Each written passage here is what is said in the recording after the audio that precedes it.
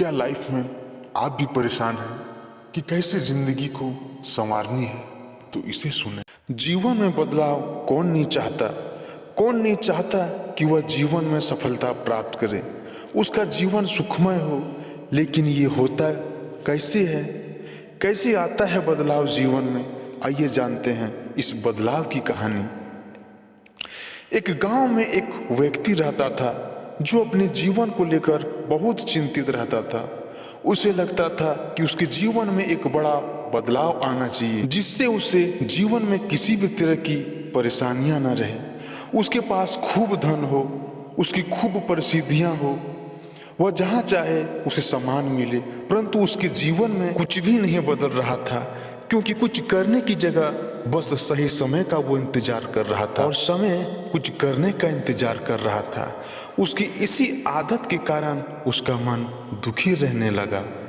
उसके मन में नकारात्मक विचारों का वास होने लगा।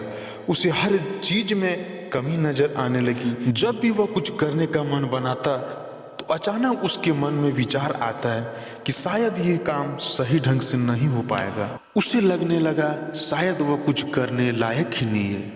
इसका परिणाम यह हुआ कि उसकी जीवन पहले से भी ज्यादा दुखमय हो गया।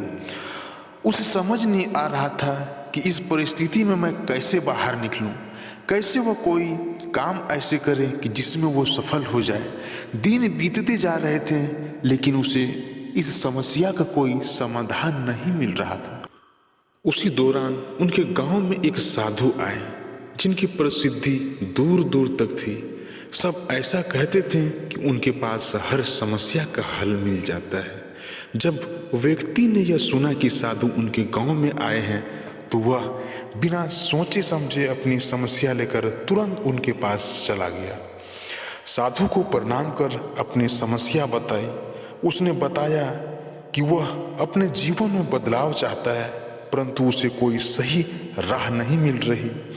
इसी कारण नकारात्मक विचार आते रहते हैं और दुख हमेशा उसे घेरे रहते हैं।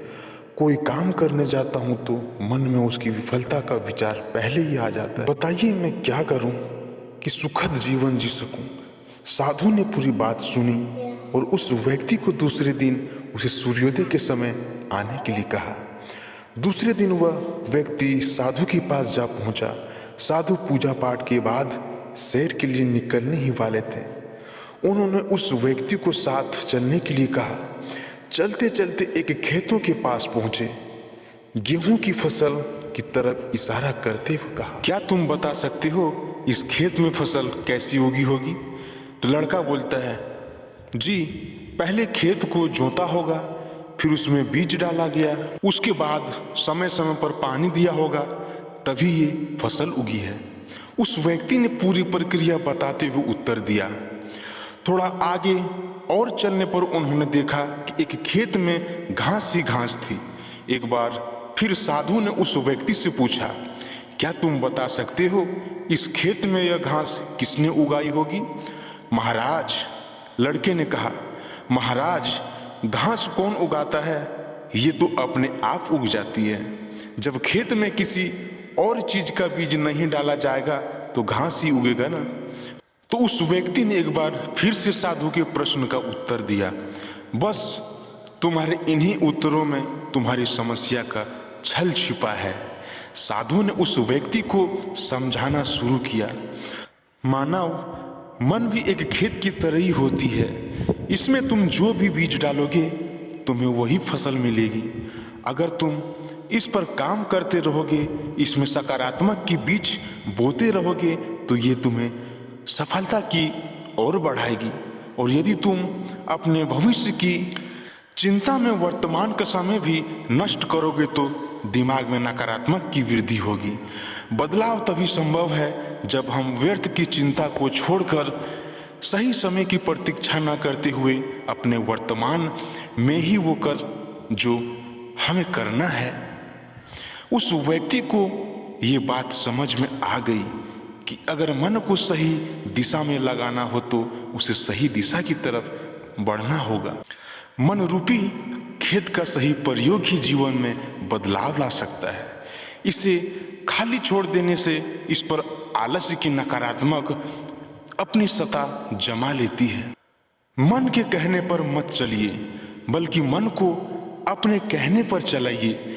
एक बड़ी इमारत बनने की शुरुआत भी एक ईंट रखने से ही होती है, और उस ईंट की तरह अपनी छोटी छोटी कोशिशों को जोड़ जोड़ कर आप एक बड़ा मुकाम हासिल कर सकते हैं। जरूरत है तो बस एक शुरुआत की। दोस्तों, मुझे ऐसा लगता है कि बदलाव की कहानी कई लोगों के जीवन से मिलती जुलती है। हमसे कई लोग ऐसे होते हैं जो आज का काम कल में और कल का काम आज कह के टालते रहते हैं। इसके साथ ही शिकायत भी करते रहते हैं, ना जाने कब हमें सफलता मिलेगी। यदि आपके साथ भी ऐसा होता है तो ये कमेंट बॉक्स के जरिए अपने विचार जरूर बताएं। Thank you.